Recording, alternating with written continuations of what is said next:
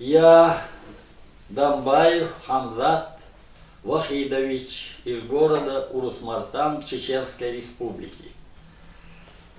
Хочу высказаться по объекту мюридизма. Мюрид и мюридизм – однокоренные слова. Первичным из них является мюрид. От мюрида образовался слово мюридизм на основе суффикса «изм». А само-то слово мюрид не чеченское, оно заимствовано из арабского языка. Мюрид и в чеченском понимании, в языковом понимании, и в арабском означает одно – последователь. Последователь учения суфиев. Так вот, особо активно эти два термина начали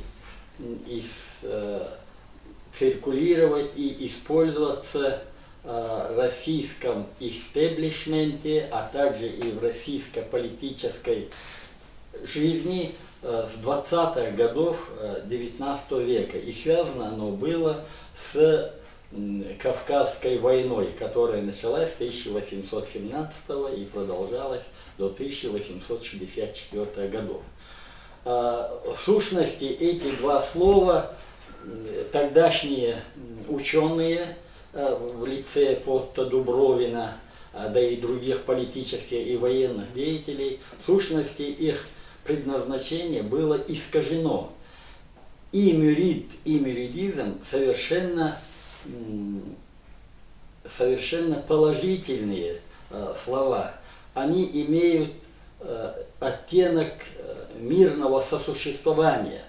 Но дело в том, почему их извратили. Извратили их в связи вот с этой колониальной войной, и всех тех, кто был противником российского колониального приобретения Северного Кавказа, считались врагами. И вот эта сплоченность горцев, она могла базироваться только на клерикальной идее, то есть на религиозной идее. А в религиозном отношении чеченцы, да и соседние горские народы, все они мусульмане. И, естественно,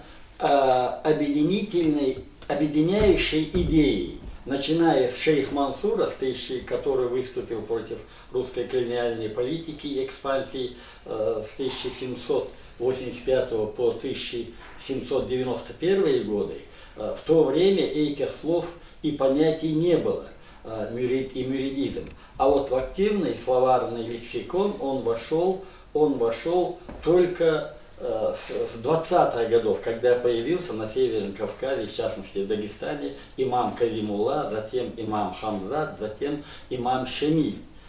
Вот в эти годы активно культивировались эти два слова, и ими буквально устрашали не только российских военных, но и весь российский народ. Как будто эти слова имеют оттенок вражды, оттенок войны. В сущности, как я сказал и раньше, мюрид – это сторонник-последователь. Но сторонник-последователь чего? Сторонник и последователь глубоко верующего человека. У чеченцев и у ингушей, да и других кавказских народов бывают религиозные авторитеты. И у этих религиозных авторитетов бывают свои последователи. Так вот, этих последователей называют мюридом. А та форма, та норма отправления вот этих религиозных учений называется мюридизмом. Таким образом, неправый и Потта, и Дубровин, да и последующие ученые, которые утверждают, что мюридизм – это слово, отражающее политическое воззрение, враждебное по отношению, скажем, даже и к колониальной политике. Дело в том, что эти слова совершенно они положительные и никакого отношения к войне не имеют.